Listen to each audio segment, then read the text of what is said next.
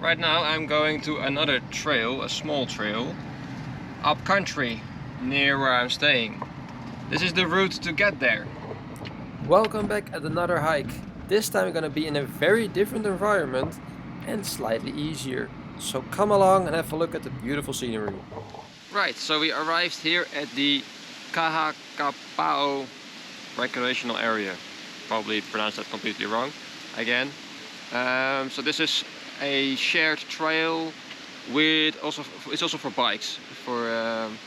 So you have a walking area and you have a biking area, and they give you beginner, intermediate, advanced information about which trail to take. So this is supposed to be not such a big one. I'm not entirely sure, because today I wanted to take it a little bit slower but still do something.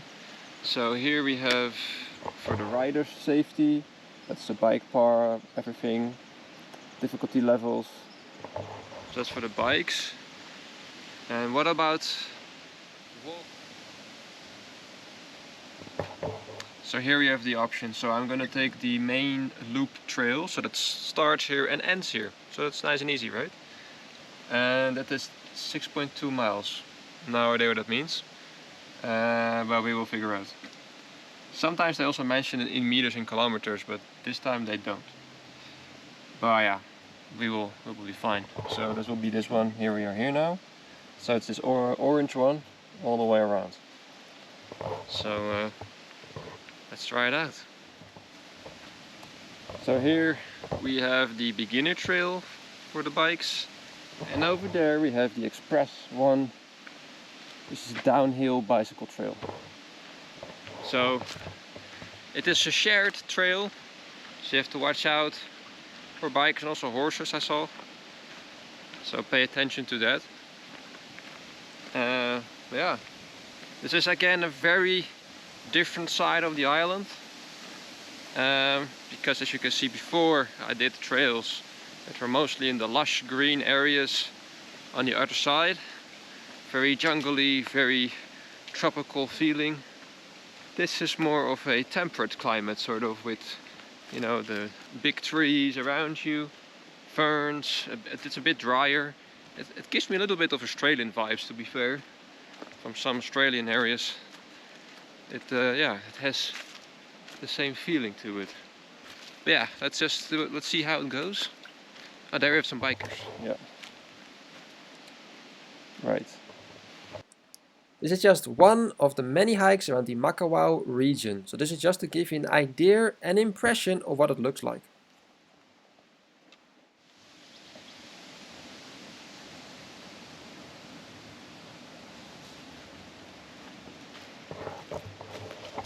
As you can see, you're going uphill a little bit.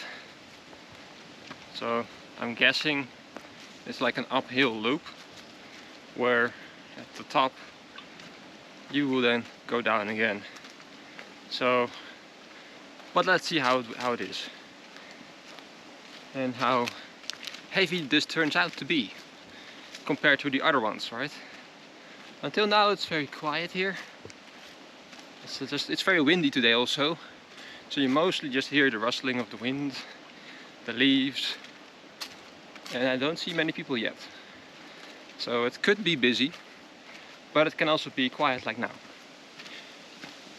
But yeah, let's just enjoy the scenery for now. Right, so you have various trees around this island, of course, and I already noticed that it looked quite a lot like Australia. For good reason, because one of the trees that is here is a eucalyptus tree. And there are apparently approximately 50 of the 300 species on this island just for reforestation purposes. So they're quite versatile trees. So that's why I already was thinking like, hey, that feels like Australia. Also the dirt is red like in Australia. So at the moment I feel like I'm there. And these massive pines are not native ones, but they are from New Caledonia, which is also a Pacific island, but towards Australia. And yeah, they're suitable for lumber and furniture making, apparently. So that are those ferns around here, of pine trees, I mean. And we also have the tropical ash tree, which is not native even. It's also from Mexico, and again for reforestation purposes. So those are these kinds of trees over there. So yeah, sometimes it can be good to introduce species into a new environment, but it really has to be very, very carefully studied and taken in consideration, because as we know very well from history, it went wrong a lot of times, and they are still busy with trying to figure it out, how to deal with this. And especially climates like Hawaii are very endangered for mishaps, because the slightest problem or the new introduction of a species can destroy the entire ecosystem, because it's such a fragile ecosystem, because that's generally how an island system is. Same goes for Australia. Even though it's a very big island, it's still an island. So yeah, it's interesting to see that some of those introductions went according to plan.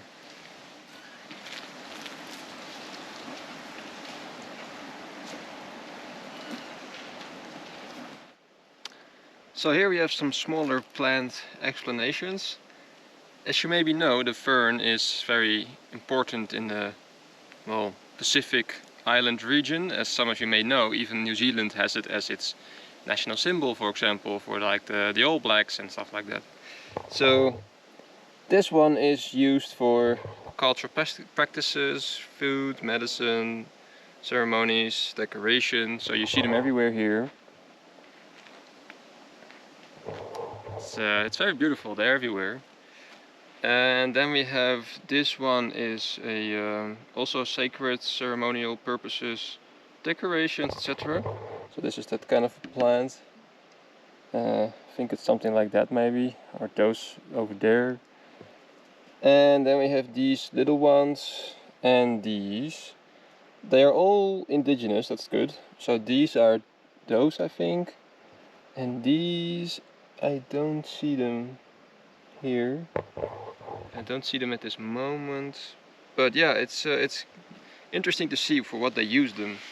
And that they are mostly used for medicine or food, and they really used everything back in the day, of course, that they could find. So it's very interesting that they put those little signs next to the trail, so you also have an idea what you're looking at. So for now, what I noticed is that this trail is mostly just a zigzag trail going up, which is yeah, very easy until now. It's not as strenuous as some other trails that I did before, that you really have to climb upwards, and it's quite exhausting sometimes. But this one slowly brings you in a zigzag pattern upwards, and it's a very clear path. So no overgrowth or no, you know, great obstacles. Obviously you have tree branches and roots and stuff, but that's normal. But overall it's very clear, so it's an easy path to walk, unlike some other ones. So yeah, this is definitely a kind of like a relaxing hike almost. So not too hot because of the trees also, they block the sun out. And this is on the other side of the island, which is less humid as the other one. So again, it's a very versatile island. It's very interesting.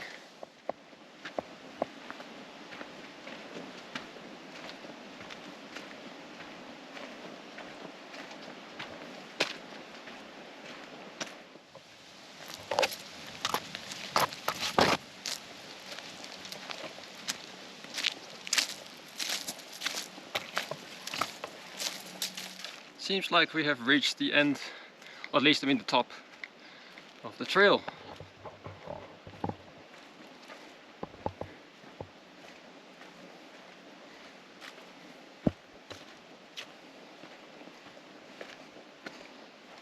Let's see where we are.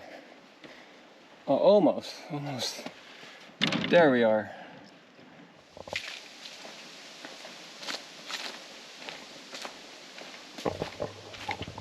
Now we're entering some kind of gulch or something, and it's completely green.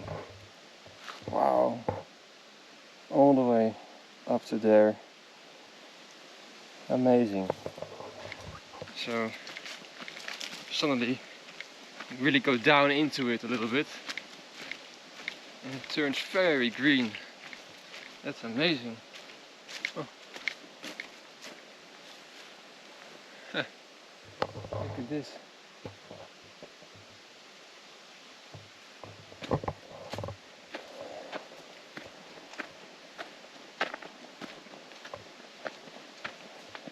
So here you have another information board. So this main plant we see here in this little, well, gulch or something is not endemic. It is all the way from the Himalayas apparently. Those things. That's far from home. The other ones are indigenous at least. So yeah, these are indigenous. They were used as raincoats, sandals, for food preparation, even for sort of like an alcoholic drink apparently, fermented drink. And yeah, also these ferns, sort of a fern kind of thingy, was used to embalm the dead and stuffing mattresses and pillows apparently. But they were mostly also a bit used for yeah, for food or medicine sometimes. So really, again, very versatile and a lot of functions for those plants.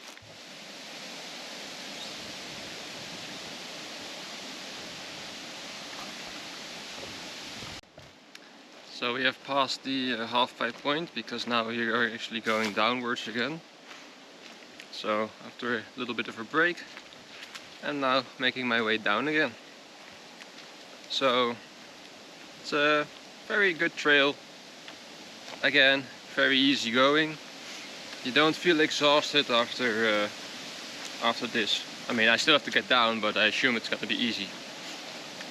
So yeah, if you don't want to do much effort, or if you just want to have an easy day like me, but still want to be outdoors, it's a good alternative. Here you have a good example of how defiant nature can be. Look at this. Cut down tree. Even the roots are still, like, most of it is outside. And the tree was like, nah, I'm continuing. And has many shoots, branches off and shoots. It's, you know, it's again a metaphor for life, I guess, in many ways. Even if you're, you know, smashed to pieces on the floor, on the ground, doesn't mean you have to give up. And you can see it. It can be in anything. Humans, animals, trees. Just keep on going. I must say that I notice a lot of fallen down trees and branches, just like this one behind me. And there's another one that has fallen on that one. And then we have, you know, trees. A lot of fallen down trees. Today it is a windy day, and I do hear a lot of crackling and squeaking above my head. So I'm trying to keep an eye out just in case, I don't know, you never know. It can be a branch, it doesn't have to be an entire tree. But it seems to be quite an occurrent thing here. Regular occurrence. So yeah, watch your heads and be aware of what you're hearing.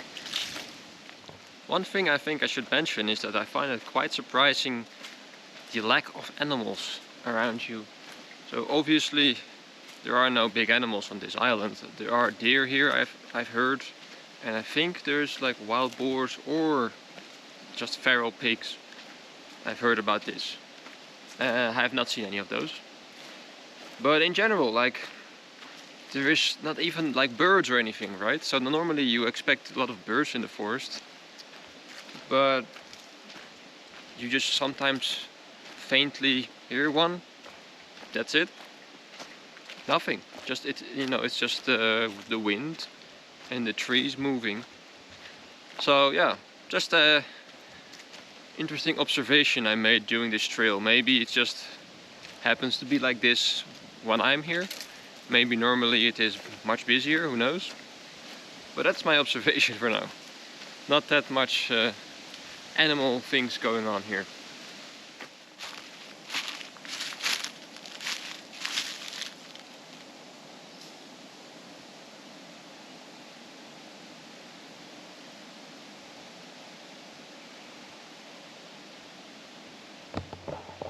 So this is one of these gullies or something in between. There's somebody's house there. Somebody just, you know, lives there obviously. So yeah, it's quite deep here, it's quite deep. If you trip and fall, you will, yeah, that will probably hurt.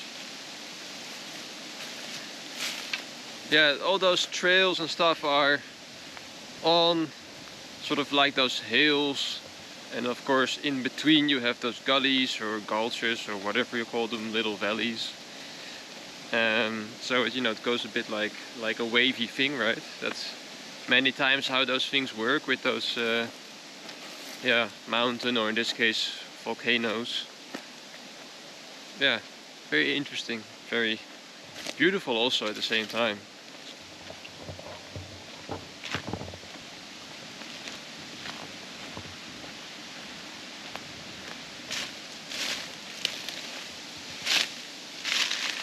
Whoa, that's deep.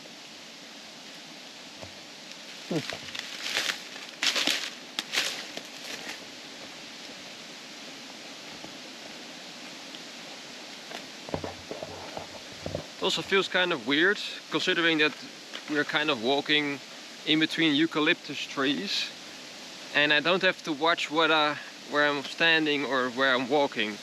So obviously in Australia you have to really pay attention to where you're walking, where you're putting your foot on, and definitely don't go anywhere off the path, and also watch the path in general. But here you don't have these dangers as in Australia. So it's kind of interesting now that I have to walk through eucalyptus, but don't have the same fear feeling as in Australia.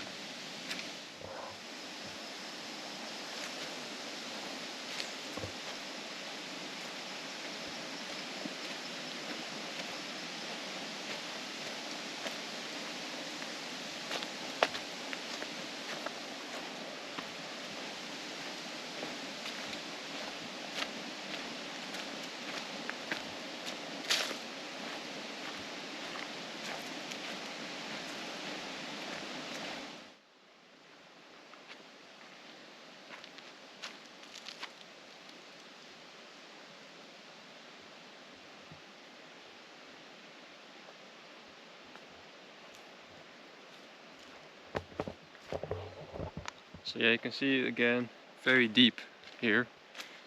There's also a mountain bike trail, I just passed some of them. So yeah, if you just miss something or you hit a rock and you just get launched into here, whee, all the way down. It's pretty deep actually, I don't know how, yeah. Wow. Huh. So I'm almost at the end of it now, I think. It's going deeper and deeper down. And yeah, it's getting again very beautiful into this sort of gully or something. All kinds of rock formations down here. You can imagine if it rains a lot, it's just gonna be full of water draining down this this hilltop sort of. Wow. Look at this, how thick all of this is.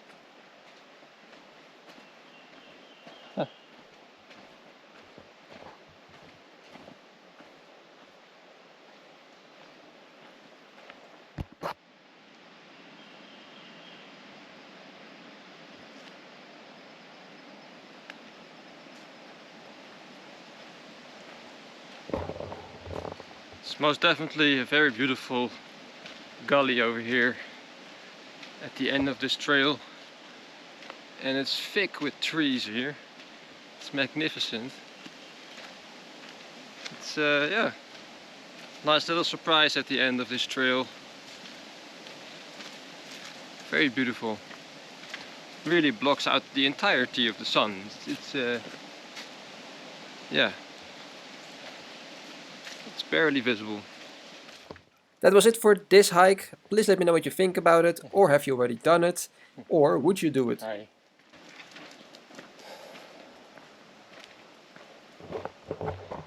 Well, that's the end of it. Done. Very easy one. You can do this in a heartbeat, no worries. Now let's see what else I can do.